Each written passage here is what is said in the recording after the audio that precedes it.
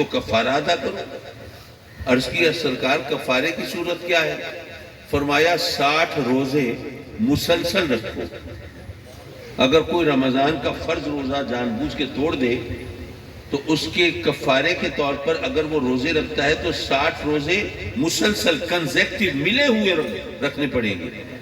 اگر 59 روزے رکھ کے ایک دن کا وقفہ کر دیا پھر نئے سرے سے گنتی شروع کرنی پڑے گی۔ عرض کی کہ آقا میں تو ایک روزہ رکھا تھا وہ توڑ ڈالا، وہ پورا نہیں کر پایا، یہ 60 روزے وہ بھی مسلسل میں کیسے رکھوں گا؟ میری تو یہ طاقت نہیں ہے سرکار، میں تو نہیں کر سکتا۔ فرمایا اچھا پھر ایسا کرو کہ 60 مسکینوں کو کھانا کھلا دو۔ عرض کی سرکار میں تو خود غریب مسکین ہوں، اپنے بچوں کا پیٹ پالنا مشکل، گھر میں تو 2 وقت چولہا جلتا نہیں، اور آپ فرما رہے ہیں 60 مسکینوں کو کھانا کھلاؤں؟ میری تو یہ اوقات نہیں ہے سرکار، میں تو نہیں کر سکتا۔ فرمایا اچھا پھر ایسا کرو کہ ایک غلام یا باندی آزاد کر دو۔ عرض کی سرکار غریب ہوں، بے حیثیت ہوں، کلاش ہوں، مفلس ہوں، لاچار ہوں، غلام یا باندی میرے پاس نہیں ہے، خریدنے کی میری حیثیت نہیں ہے، میں تو یہ شرط بھی پوری نہیں کر سکتا۔ آقا کریم نے کیا فرمایا؟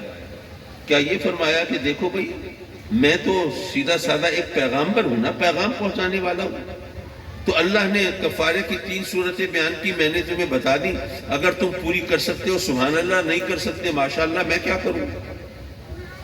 یہ تو نہیں فرمایا۔ کیوں؟ وہ اس لیے کہ سرکار جانتے ہیں کہ آنے والا خود نہیں آیا، بھیجنے والے نے بھیجا ہے۔ وَلَوْ أَنَّهُمْ إِذْ ظَلَمُوا أَنفُسَهُمْ جَاءُوكَ، بھیجنے والے نے بھیجا ہے۔ ادھر گناہگاروں کو اپنے محبوب کی بارگاہ میں بھیجا ہے، اور ادھر محبوب کو فرمایا ہے وَأَمَّا السَّائِلَ فَلَا تَنْهَرْ، اے محبوب یہ منگتے آتے ہیں، فقیر آتے ہیں، بھکاری آتے ہیں، سائل آتے ہیں، فریادی آتے ہیں، اے محبوب ان کی خطاؤں کو مت دیکھنا، لغزشوں کو مت دیکھنا، ان کے نامہ اعمال کی سیاہی کو مت دیکھنا، بلکہ اپنی شان رحمت کو دیکھنا، اپنی عطا کو دیکھنا۔ اِنَّا آتَيْنَاكَ الْكَوْثَرَ، دونوں جہانوں کی بھلائی تو تجھے عطا کر دی ہے۔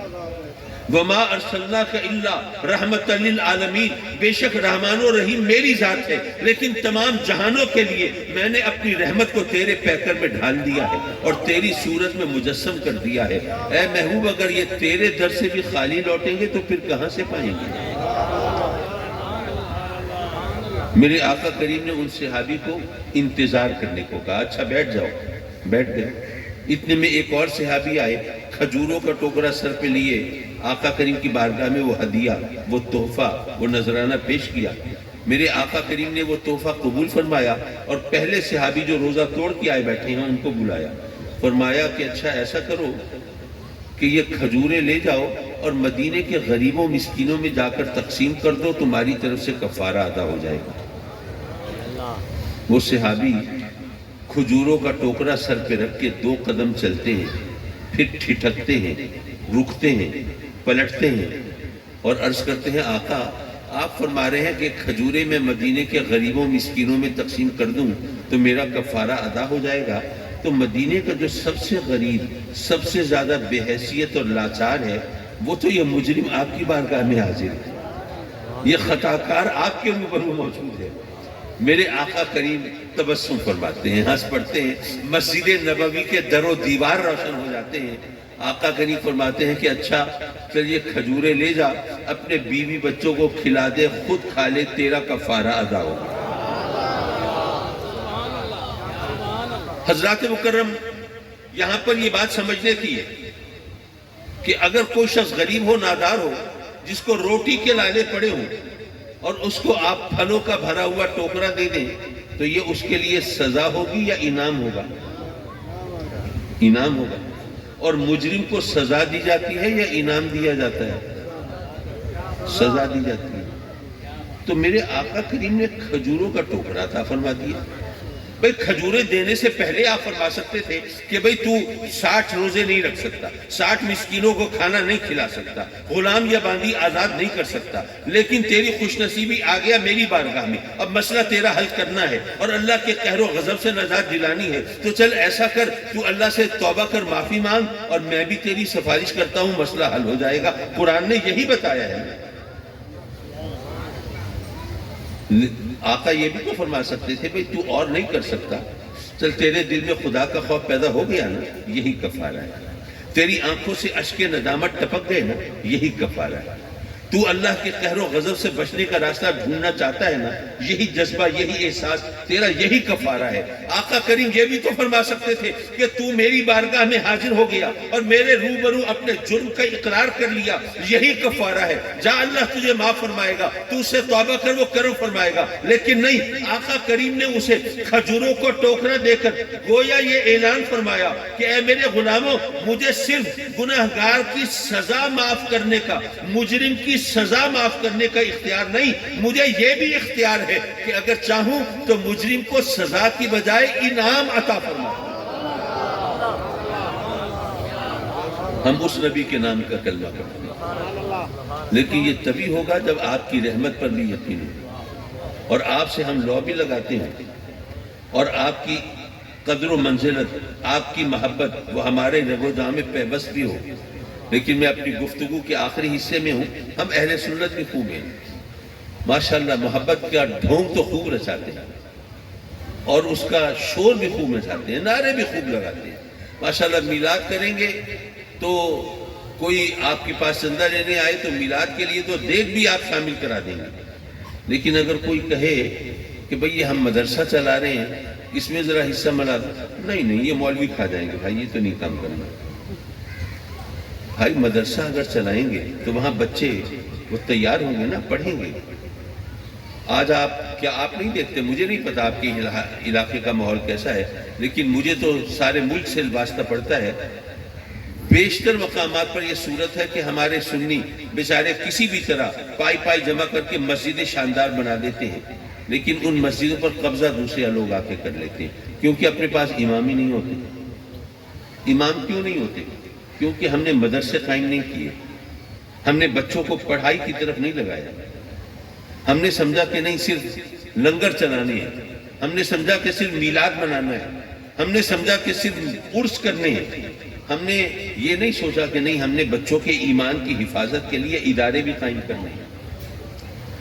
حضرات مکرم، ہم صرف نعرے لگانے والے، باتیں بنانے والے لوگوں سے کہیں کہ یارو خدا کا خوف کرو، نماز پڑھا کرو، روزہ رکھا کرو، زکوٰۃ دیا کرو، حلال حرام کا خیال کیا کرو، شریعت کی پابندی کیا کرو، تو لوگ کہتے ہیں کہ ہاں صحیح ہم سے کوتاہیاں ہو جاتی ہیں، حلال حرام میں بھی گڑبڑ ہو جاتی ہے، زکوٰۃ میں بھی ڈنڈی مار جاتے ہیں، ڈنڈا مارتے ہوں، بے شک ڈنڈی ہی کہتے ہیں، اور ہو سکتا ہے کہ ہم سے نمازوں میں بھی کوتاہی ہو جاتی ہو، لیکن ہم تو عاشق رسول ہیں نا، ہمیں کیا فکر ہے، بس آقا کریم ہاتھ پکڑیں گے جنت میں لے جائیں گے۔ حضور یہ شیطان کا مکر ہے، اس سے بچنے کی کوشش کرو۔ وہ کیسے؟ میں عرض کروں گا کہ یہ بات اس طرح سمجھو کہ یہ میلاد منانا، 11ویں کرنا، درود و سلام پڑھنا، یا رسول اللہ کے زمزم میں بہانا، یہ تمام چیزیں سرکار سے محبت کی نشانیاں ہیں یا نہیں ہیں؟ بے شک ہم مانتے ہیں یہ سرکار سے محبت کی نشانیاں ہیں، لیکن یہ محبت کی حقیقت نہیں ہے۔ حقیقت اور نشانی میں فرق ہوتا ہے۔ میں دوستوں کو سمجھاتا ہوں، ایک سادہ مثال ہے۔ فرض کریں میں نے آپ سے کہا جی ذرا میرے ڈرائیور کو بلا لائیں، آپ نے کہا جی ڈرائیور کو کیسے پہچانیں گے؟ میں نے کہا یار اس نے بڑا سا پگڑ باندھا ہوگا اور کالے رنگ کی اس نے ویسٹ کوٹ پہنی ہوگی اور اس کو شوق ہے مونچھیں رکھنے کا، بڑی بڑی مونچھیں رکھی ہوگی، گاڑی کے پاس کھڑا ہوگا، بلا لائیں۔ آپ گئے، دیکھتے رہے، ڈھونڈتے رہے، تلاش کرتے رہے، کوئی بندہ ملا نہیں، مجھے آ کے بتایا ڈرائیور تو نہیں۔ میں حیران وہ کہاں چلا گیا؟ آپ ایک ڈرائیور کو نہیں ڈھونڈ سکے، چلیے میں خود ڈھونڈتا ہوں۔ میں نے جا کے دیکھا تو ڈرائیور تو گاڑی کے پاس ہی کھڑا تھا، میں بلا لایا۔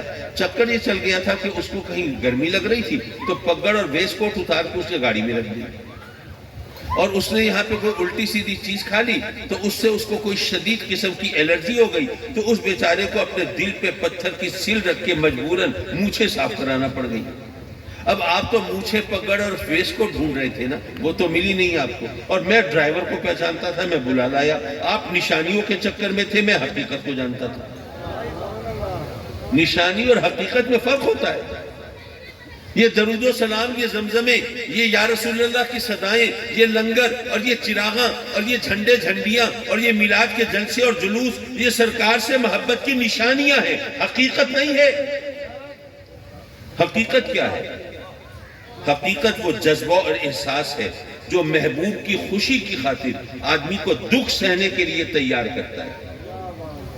محبوب کو راضی کرنا ہے، وہ ناراض نہ ہو۔ اس کے لیے اگر زمین جائیداد چھوڑنی پڑے گی تو کوئی بات نہیں، عزیزوں رشتہ داروں سے منہ موڑنا پڑے گا تو کوئی بات نہیں، لیکن محبوب راضی رہے۔ لیکن نہیں، ہم تو صرف باتیں بناتے ہیں، صرف نعرے لگاتے ہیں، اور یاد رکھو کہ نشانیاں ہوں اور حقیقت نہ ہو تو دھوکہ ہوتا ہے۔ مجھے یاد ہے ہم بچپن میں جب میٹرک میں ہم پڑھتے تھے تو ہمارے ایک کلاس فیلو دیہات سے اس کا تعلق تھا۔ آج کل تو دیہات میں بھی اتنی چھوٹی عمر میں شادیاں نہیں ہوتی غالباً، لیکن اس وقت سلسلہ اور تھا، تو ہمیں اس اپنے کلاس فیلو کی شادی کا دعوت نامہ ملا۔ ہم بچے بڑے حیران کہ اتنی عمر میں شادی ہو رہی ہے، کیا مسئلہ ہے؟ سوچا چلو کوئی بات نہیں، دیہات کی شادی دیکھیں گے، مزہ آئے گا، ایڈونچر ہوگا۔ ہم بچوں میں ایک لڑکا بڑا حرکتی تھا، بڑا شرارتی، اس نے شرارت کرنے کا سامان لے لیا، پہنچے وہاں پہ اور اس نے دولہا کے والدین سے مل کر شرارت کا سیٹ اپ بھی کر لیا۔ جب دلہن بیاہ کے آئی تو اس نے والدین سے بات کی ہوئی تھی، دلہن کو کہیں اور بٹھا دیا اور یہ اپنے ساتھ وہ ایک لال دوپٹہ لے گیا تھا جس پر گوٹا کناری لگا ہوا ہے، کام کیا ہوا ہے، وہ اوڑھ کے اور جا کے اسٹیج پہ جا کے بیٹھ گیا۔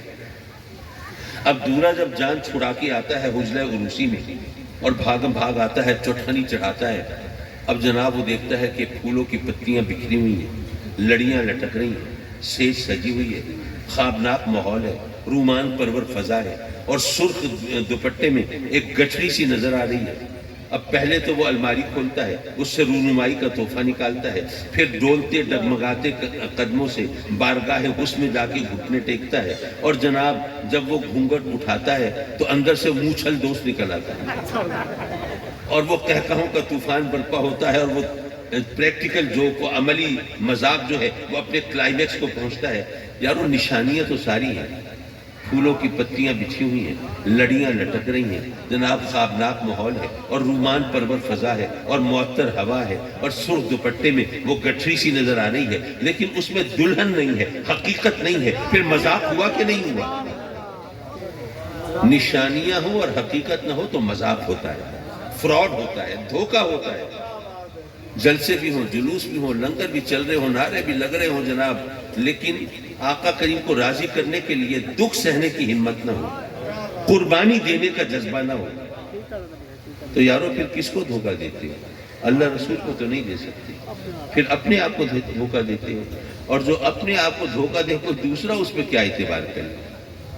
تو اس لیے میلاد منانے والوں نماز بھی پڑھا کرو، اور یا رسول اللہ کے نعرے لگانے والوں شریعت کی پاسداری بھی کیا کرو، اور درود و سلام کے زمزمے بہانے والوں حلال حرام کا خیال بھی کیا کرو، تاکہ پتہ چلے کہ اگر محبت کی نشانیاں ہیں تو حقیقت بھی موجود ہے، حقیقت سے خالی نہیں ہے۔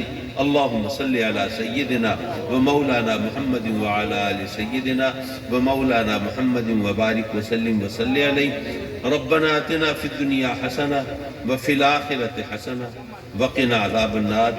میرے مولا اپنے کرم سے ہمارے دوست اللہ داد جنہوں نے محفل سجائی اور ہمیشہ سجاتے ہیں، انہیں دارین کی سعادتیں عطا فرما، دین و دنیا کی نعمتیں عطا فرما۔ میرے مولا سب بیماروں کو سکھی صحت دے دے، شفائے کاملہ دے دے۔ آج کل بیماریاں بھی نت نئی ایجاد ہو گئی ہیں اور علاج بھی بہت مشکل ہو گیا ہے۔ یہ دوست کا بچہ بیمار ہے، مولا اولاد کے دکھ سے بچا دے، اولاد کا سکھ عطا فرما، اس بچے کی بھی عمر میں برکت عطا فرما، شفائے کاملہ عطا فرما۔ سب بیماروں کو سکھی صحت دے دے میرے مولا۔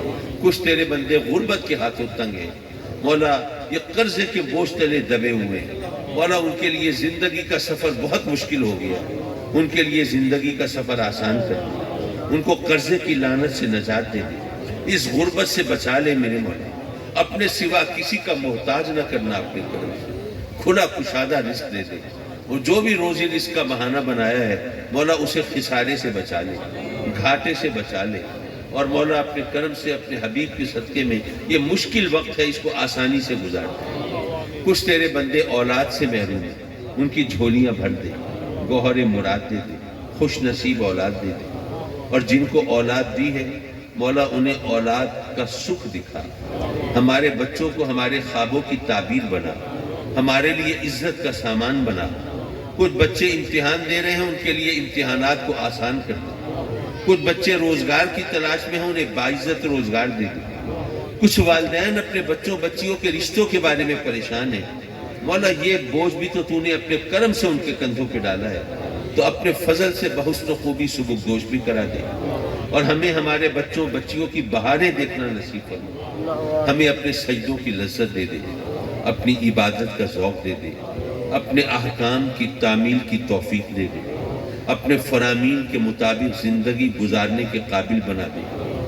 میرے مولا ہمارے وطن کی حفاظت فرما، اس کو ترقی کے راستے پر گامزن کر دے، اندرونی بیرونی دشمنوں سے نجات دے دے، اور ہمیں دوست دشمن کی پہچان بھی عطا فرما، اور صحیح اور غلط کا شعور بھی عطا فرما۔ محض اپنے کرم سے میرے مولا ہماری ان دعاؤں کو مقبول و منظور فرما، مقبول و منظور فرما، مقبول و منظور فرما۔ آمین آمین آمین یا رب العالمین، وصلی اللہ تعالی علی خیر خلقہ ونور عرشہ محمد وآلہ وصحبہ اجمعین، آمین برحمتہ۔